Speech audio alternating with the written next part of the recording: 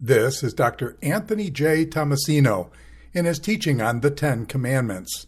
This is session number 4, Commandment 3, What's in a Name?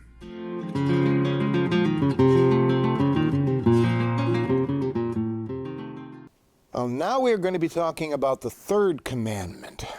The name of the Lord is not to be taken in vain. What's in a name? Asked the immortal bard in Romeo and Juliet. Juliet asks Romeo to forswear his name because that which we call a rose by any other name would smell as sweet. So Romeo and Juliet seem to think that the problem just lay in what they were called, and if they could get rid of those names, that then all of their problems might disappear and they could be together. But by the end of the play, of course, they have found out that their names contain a lot of baggage and that they have a lot more to do than just be a handle or a convenient thing to call somebody. So ancient people took names even more seriously than did Shakespeare, and certainly more serious than even people do today. In several Bible stories, the concept of the name figures pretty prominently. I mean, whenever somebody would enter into a new relationship with a overlord, they would oftentimes get a new name. We see Daniel and his friends given new names by the king of Babylon. We see some of the kings given new names when they are incorporated into Assyrian and Babylonian empires. We have this fellow by the name of Abram, whose name means pretty much exalted father, or we could say Big Daddy maybe, or something of that sort. But when he enters into a covenant relationship with God, his name is changed to Abraham, which means basically the same thing. But the fact that God could give him this new name indicates this new relationship that they have. We have a fellow by the name of Jacob, Yaakov, whose name has multiple significances and is related to the story of how he was born grasping onto the ankle, the heel of his twin brother. And Yaakov has that sense of the one who grasps, one who takes a hold of something, specifically something to which maybe they are not entitled. And of course, we know a little bit later in Jacob's story that he cheats his brother out of his birthright, proving himself once again to truly be a grasper after those things which he doesn't have a right to. But one of the more interesting stories about the significance of names comes in the story of David and Abigail. And in this case, David is on the run from Saul, and he comes to the house of a fellow by the name of Nabal. And Nabal refuses to give any kind of comfort or aid to David, and David is decided to kill the man. And Abigail, the wife of Nabal, goes out and pleads for her husband and says, "My lord, please, just don't pay a whole lot of attention to my husband Nabal. His name is Nabal, and as a man's name is, so is he," because Nabal just happens to also be the Hebrew word for a fool. So she says his name means fool, and indeed he is a fool. Not exactly the most respectful way to speak about one's husband, but hey, it all worked out in the end. Nabal ends up dead, and Abigail ends up married to King David. So anyway, this notion that names are somehow attached to the nature of a person runs very deep in the ancient Near Eastern world. And if the names of a king or the names of a foolish man are deeply associated with their natures, of course, too, we might expect that the name of the Lord would be deeply connected to his nature. names were thought to be almost like an extension of a person, and people could be very protective of their names, and particularly divine beings sometimes. And we have this wonderful story where Jacob is wrestling with an angel of the Lord for all through the night, or the angel of the Lord for those who want to be picky about such things. But after they wrestle all night, as morning is coming, Jacob asks the divine being, he says, "Please tell me your name." And the divine being kind of rebuffs him and says, "Why are you asking my name?" Protective of his name, doesn't want to reveal his name for some good reasons, as we'll see in a couple of minutes here. But the angel then blesses Jacob and uses his own name in the blessing. Names could reveal character. Names could be kind of an extension of a person. When you gave somebody your name, in a sense, you made yourself vulnerable to them. And we see when God and Moses are coming into a relationship that there's a little bit of a complication regarding the name of the Lord, where Moses says to God at one point, he says, "Well, could you please tell me when I go to the Israelites and say, the God of your ancestors has told me to come and deliver the people, well, what do I tell them your name is?" And God answers and says, "I am that which I am. Tell them simply, I am has sent you." Well, not really much of a name there. Clearly, all kinds of theories, which I'm not going to go into at this point, about what the significance of that is.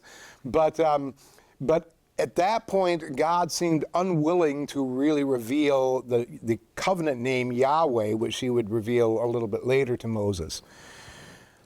When you revealed your name, in some sense, you made yourself vulnerable, because once you give somebody your name, they can misuse your name. And that is really what the third commandment is all about. When you look at the words of this commandment, we're going to dissect this a little bit here. We look at the words of this commandment. You shall not take the name of the Lord your God. The word here is the very common Hebrew verb nasa. And nasa can mean to lift up, to carry. It can mean to use. It can mean to employ. It doesn't necessarily have any sense of meaning of abuse or anything of that sort. It's just talking about how the name is used. It can also simply mean to utter. It includes the use of the spoken word in this, and there are several other places in the Bible where nasa is used as a reference to spoken words, but certainly it is used for a lot more things than just that. You shall not take the name of the Lord.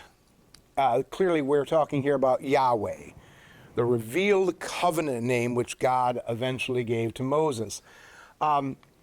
Probably didn't originally refer to the word Elohim, God.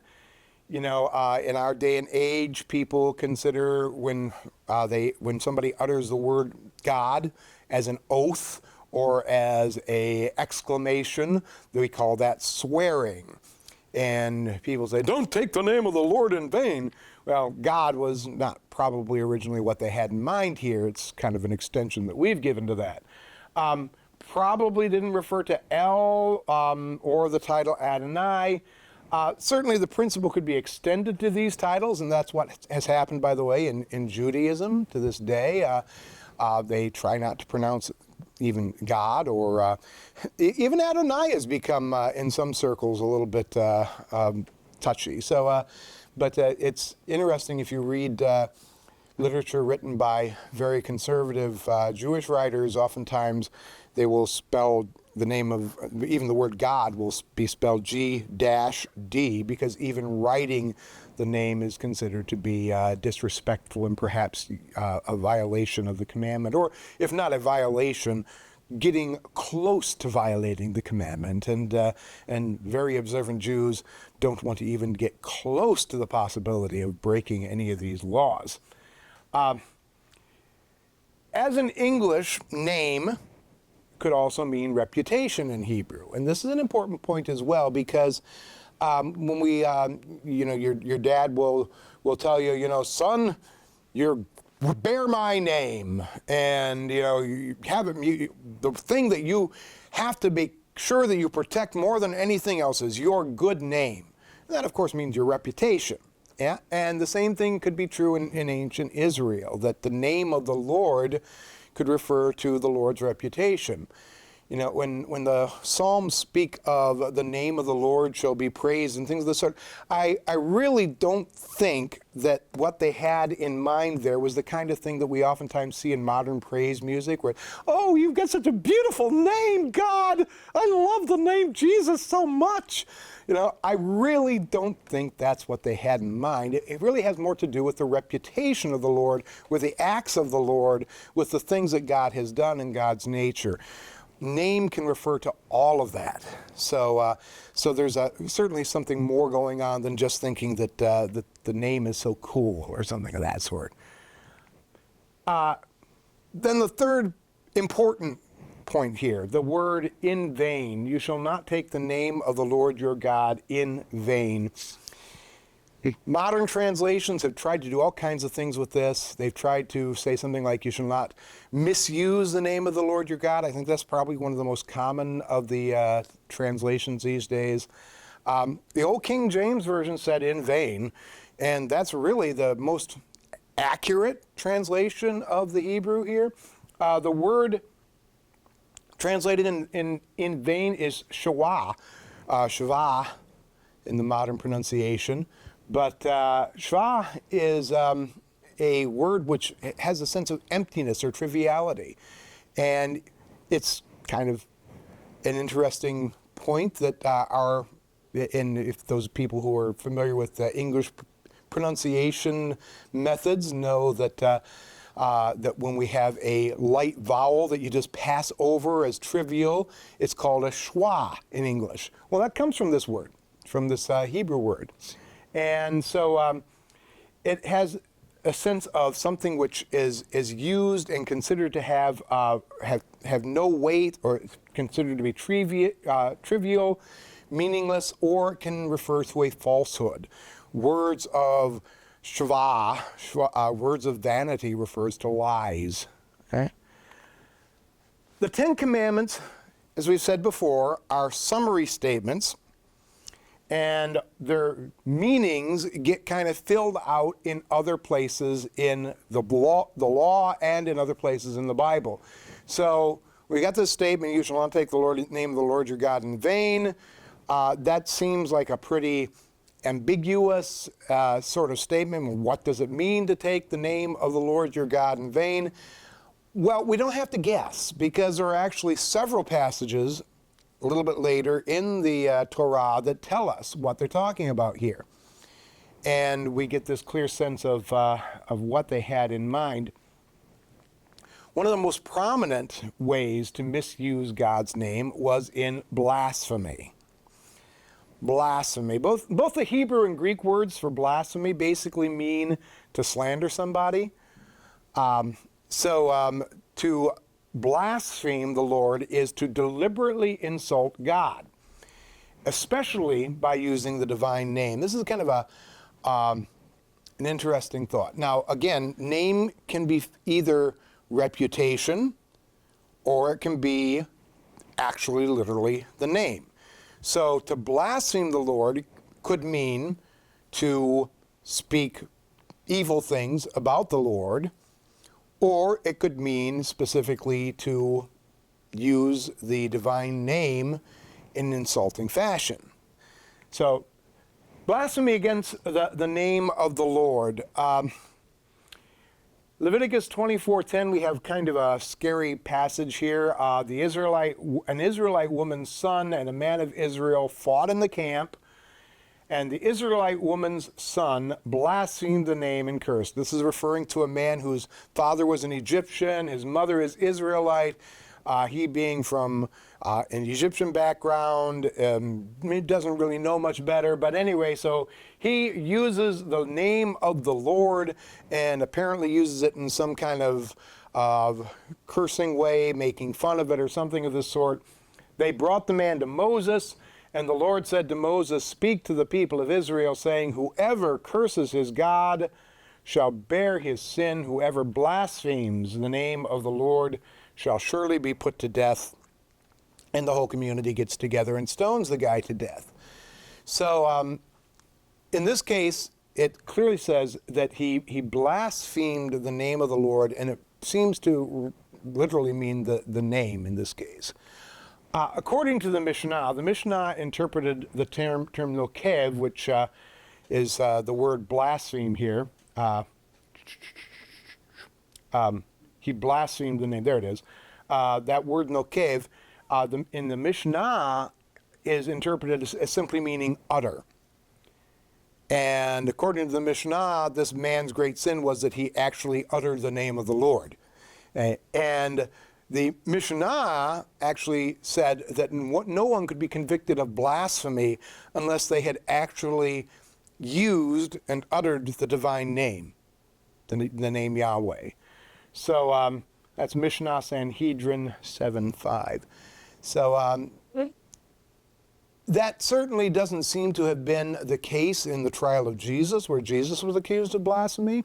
Well, we might talk about that a little bit later. But the notion was put forth by the rabbis in the time of the writing of the Mishnah, 3rd century AD approximately, that you had to utter the name of the Lord in order to be guilty of blasphemy. Now, how about blasphemy against the reputation of God, rather than just simply using the divine name? Psalm 139 equates slandering God with taking the name in vain. This is an interesting little verse here. Oh, that you would slay the wicked, O God. This is a kind of a terrifying psalm, by the way. That you would slay the wicked, O God. O men of blood, depart from me. They speak against you with malicious intent. Your enemies take your name in vain. So this is the kind of the poetic parallelism, where essentially we're doing the same type of saying the same type of thing twice. So the first time we're saying, they're speaking against you bad things, or saying bad things about you, God, and then that is equated with your enemies take your name in vain. So this is clearly talking about blasphemy as besmirching God's reputation. Jesus, again, he gets condemned for blasphemy in the New Testament. Why? Because he said he was equal with God. And several times they were told that they wanted to put him to death. One time explicitly we're told that it was because he made himself equal with God, according to John.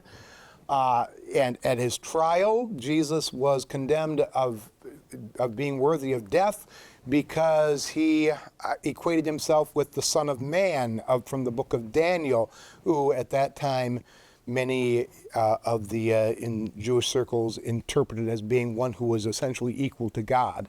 So by Jesus identifying himself as the Son of Man in that passage, Jesus is making himself God's equal.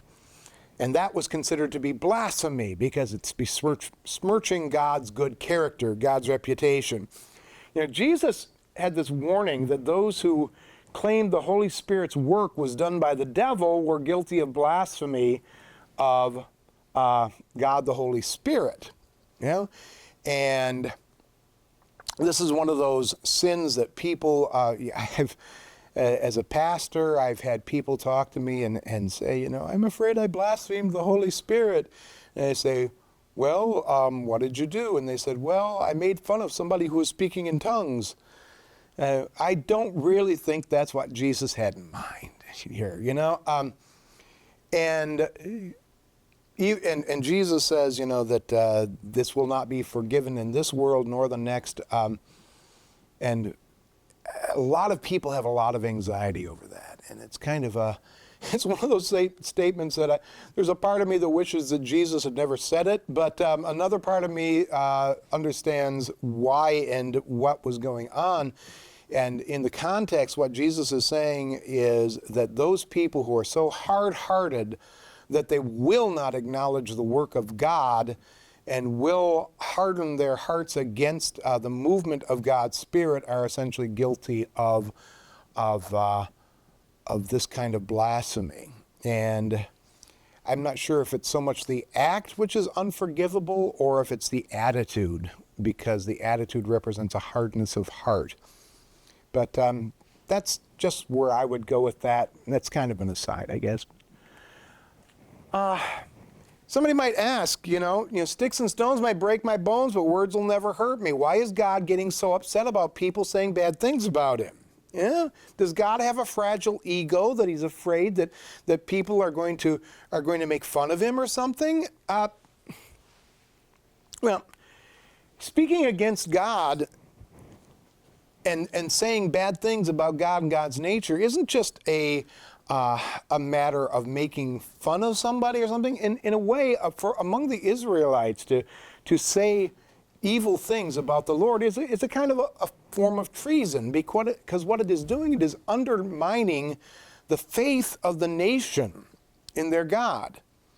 And so just as in wartime, if somebody is speaking a lot of nasty things about the president and about his policies and so on, those persons can be convicted of giving aid and comfort to the enemy, or of committing even treason in some cases.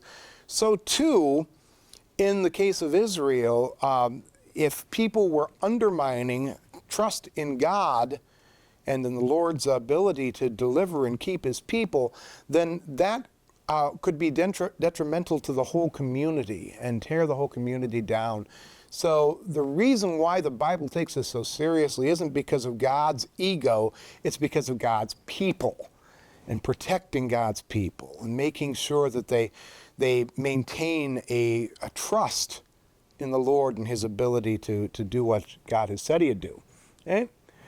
So that's one way of using the Lord's name in vain. Yet another way of taking God's name in vain is in the breaking of vows. Back in the times of the Old Testament, the Israelites were often encouraged, when they wished to make vows, that they would do so in the name of the Lord.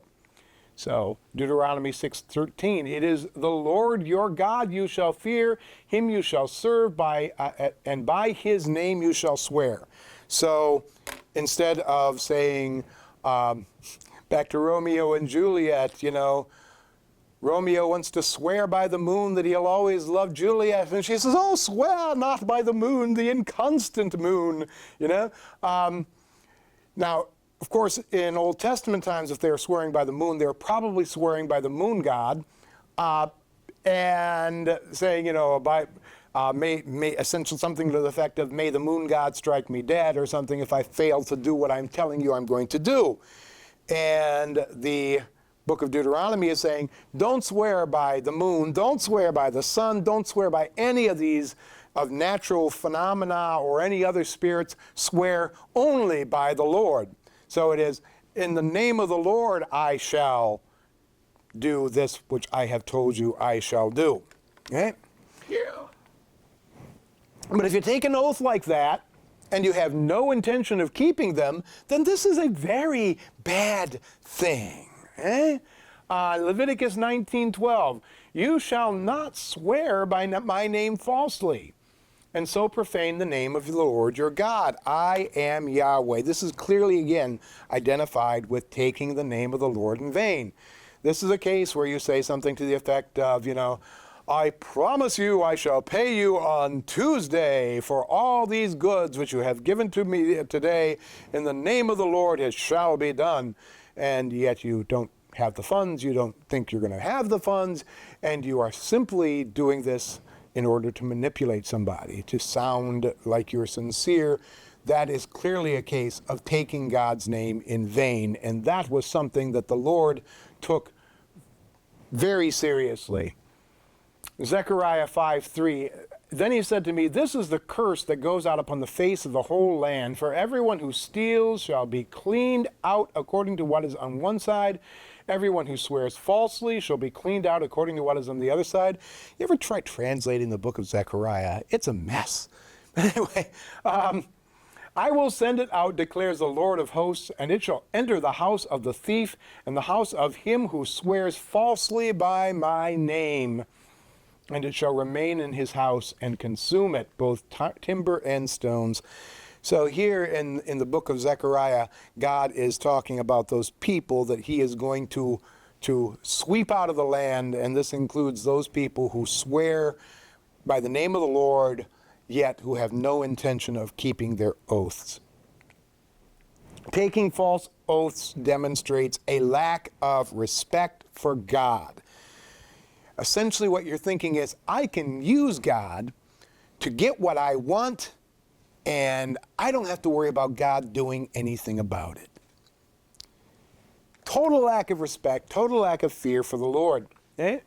And Jesus, he addresses this one directly in the New Testament. And when talking about the Ten Commandments and the Sermon on the Mount, this is the aspect of the third commandment that he focuses on.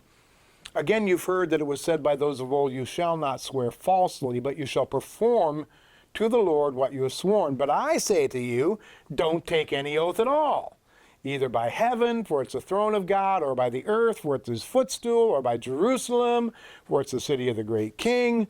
Do not take an oath by your head, because you cannot make one hair white or black. Let what you say simply be yes or no. Anything more than this comes from evil. So Jesus' instructions regarding this is, yeah, you've heard it said, don't go breaking your oaths. Don't go saying you're going to do something in the name of the Lord and then not do it. Jesus says, well, really, if you're a person of integrity, you don't really need to make an oath at all. You know? Your yes should be good enough. Your no should be good enough. And so don't go trying to make these oaths. And he uses a principle we call metonymy, where two things that are associated by nature kind of get associated in a rhetorical sense here. You know, where he's talking about heaven is don't swear by heaven, he says. At this point in Jewish history, they were already inserting the word heaven as kind of like a metaphor, or rather an epithet for God, rather than saying the Lord. So instead of saying, you know, the Lord shall provide for your needs, they would say, heaven shall provide for your needs. We still do that today, don't we? You know, but it was for them, it was a way of avoiding saying the name of the Lord. Okay, so Jesus says, you know, don't go swearing by heaven, because essentially that's still the same thing, swearing by the Lord. But Jesus says, just be people of integrity. Don't go trying to make yourself sound sincere if you don't need to. Okay. So it is better not to swear at all. And this is James as well. James echoing Jesus here. But above all, my brothers, do not swear, either by heaven or by earth or by any other oath, but let your yes be yes and your no be no, so that you may not fall under condemnation. So James echoing there the words of his Lord, as he often does in very practical terms, that oaths are essentially a kind of a dangerous territory to be treading upon. Yet another way to misuse God's name, and this is one that we might not think about very much, because it doesn't seem to be it doesn't seem to have as much immediate application in our society, but the use of God's name in magic. Okay? It was forbidden to use God's name in magic spells, and yet we find that was often done. We don't have a ton of evidence for this in Old Testament times. We know it happened. We have a lot more evidence for it in New Testament times.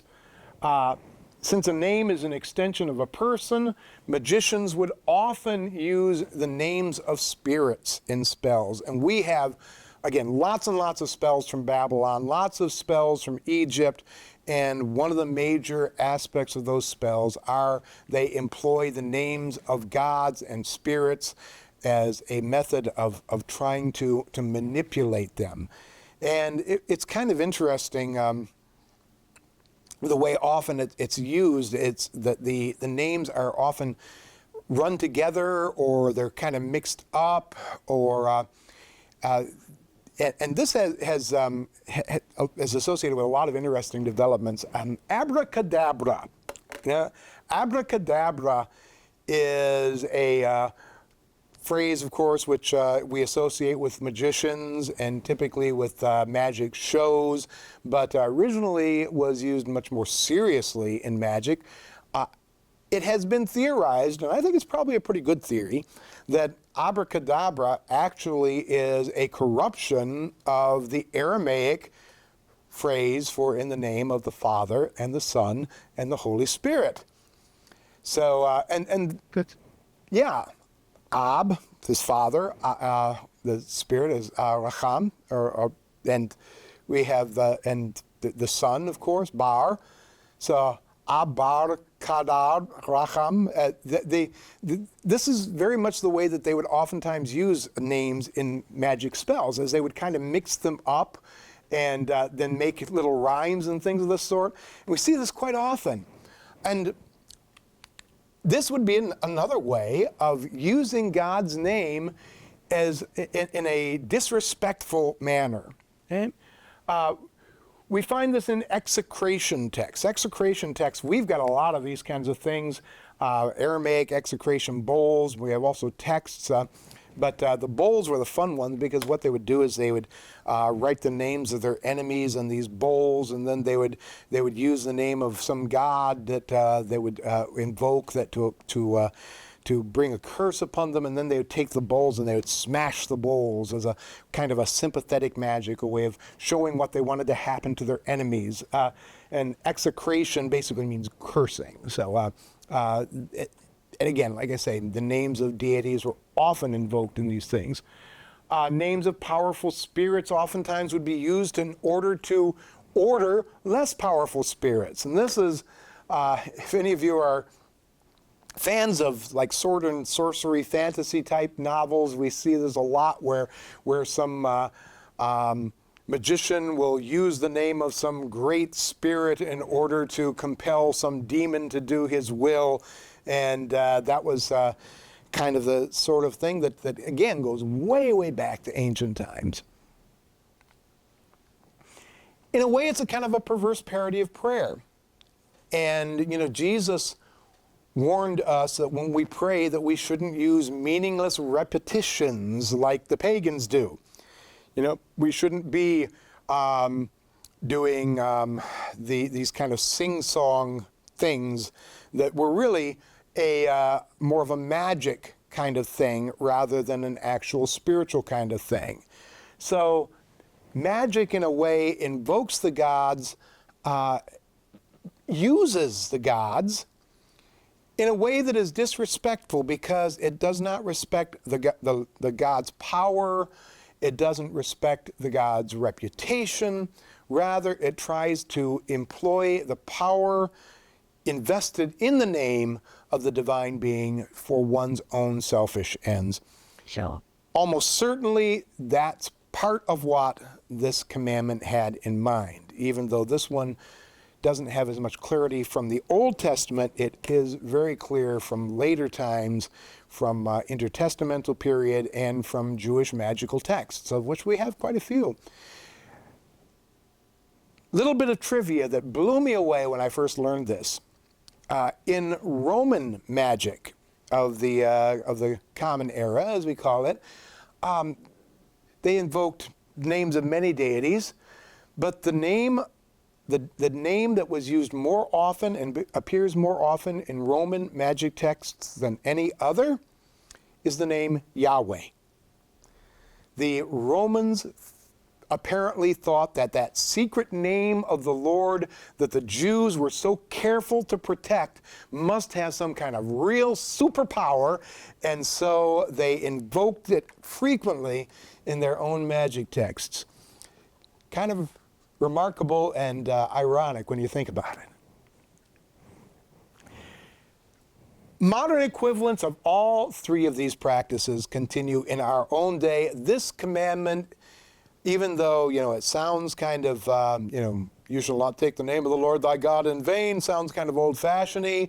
This kind of thing continues very much in our own day, and the attitudes which are invoked here also continue in our own day. We're not just talking about profanity here, okay? Blasphemy. We've talked about how blasphemy can refer to besmirching the reputation of God as well as besmirching the name of God. This one kind of fell out of phase, there was a time when deists and even atheists, there was a time when there weren't many atheists.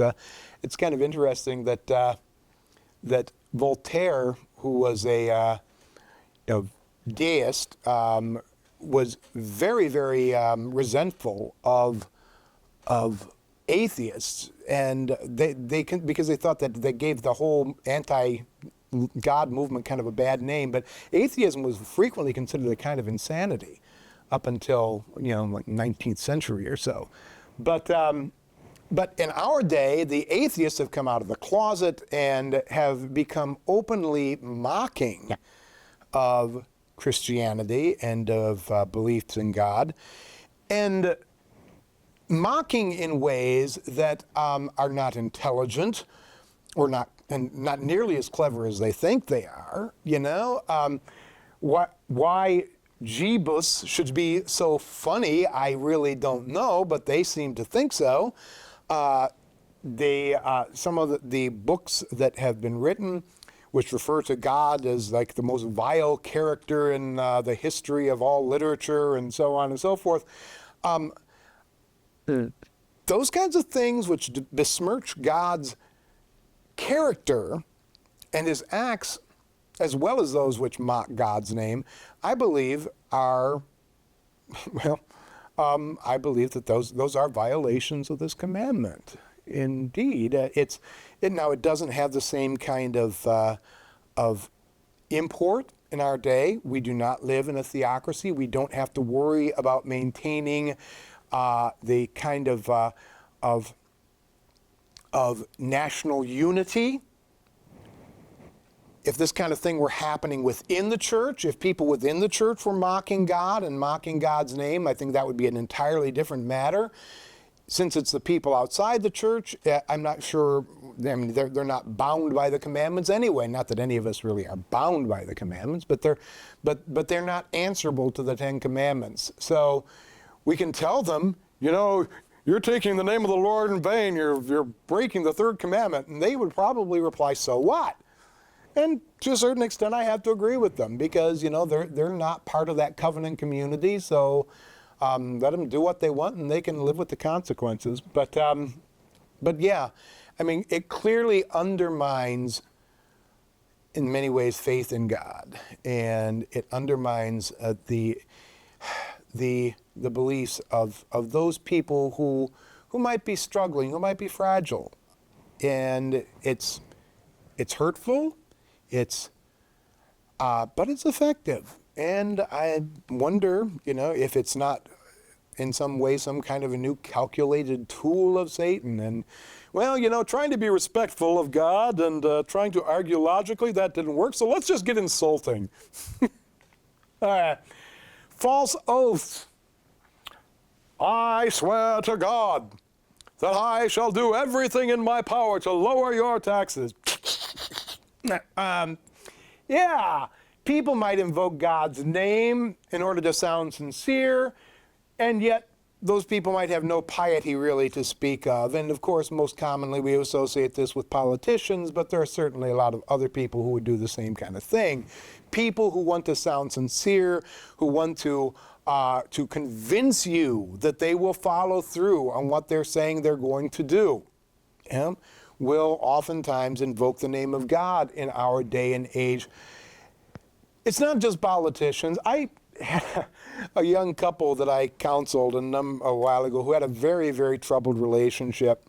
And these two didn't have a lot of experience in church, but they had started coming to my church and then started coming to my office for marriage counseling.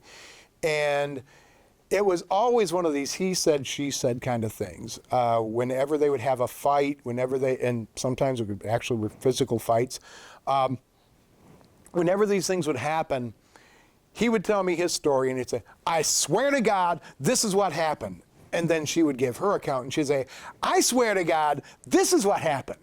And they'd go back and forth, each one of them telling me a very different story from the other, each one swearing to God that what they were saying was true. Why did they do that? Because, of course, they wanted to sound sincere. They wanted to convince me that they were the one who was telling the truth. And probably neither one of them was telling the truth, but they wanted to sound as if they truly meant it. And so they used God's name in an empty manner in order to try to convince me of their rectitude in the circumstances.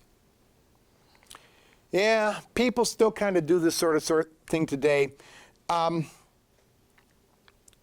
People use God's name for their own personal gain, as if they were doing magic spells sometimes. Maybe we don't worry or think so much about magic. It probably does still happen, but it's not a big deal these days. But on a far larger scale and far more significant is those people who use God's name in various ways to bring about their own personal benefit.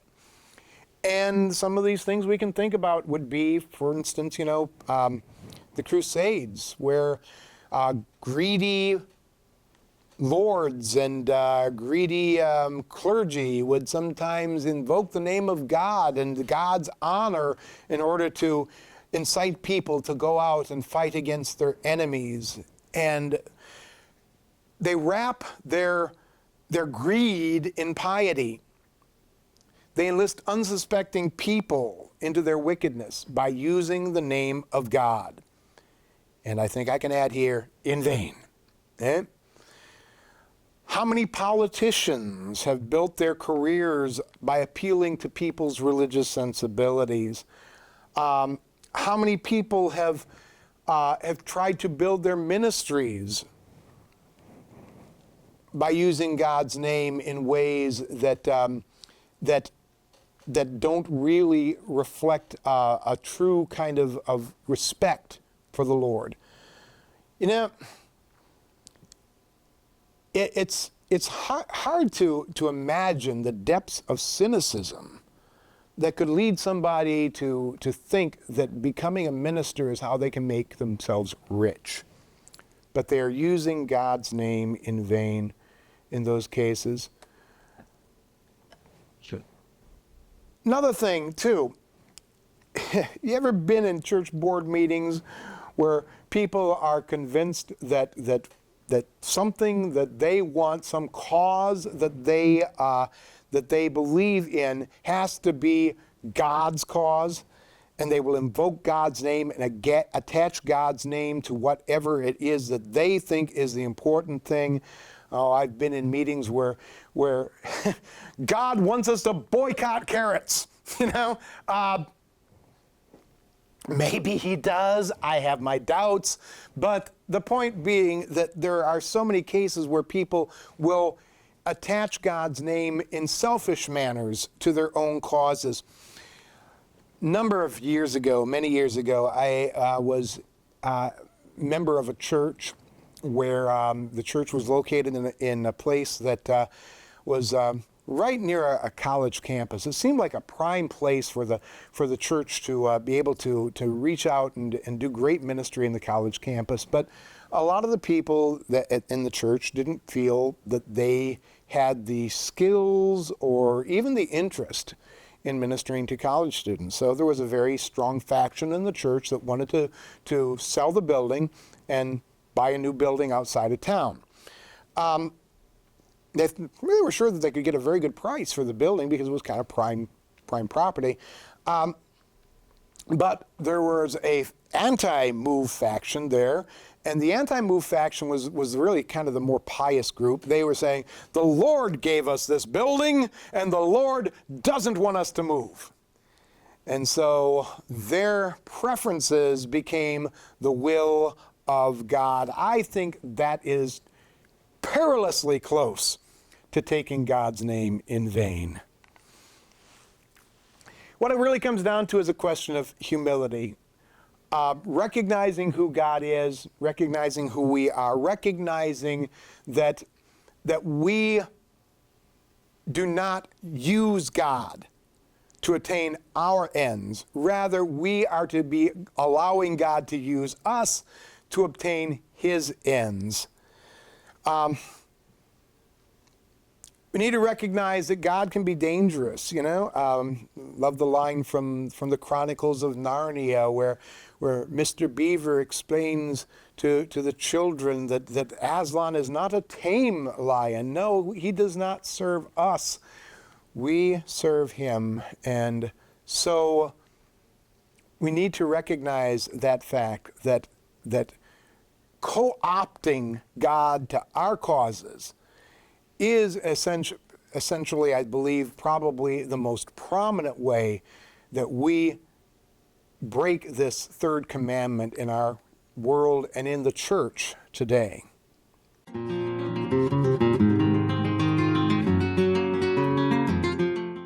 This is Dr. Anthony J. Tomasino in his teaching on the 10 Commandments.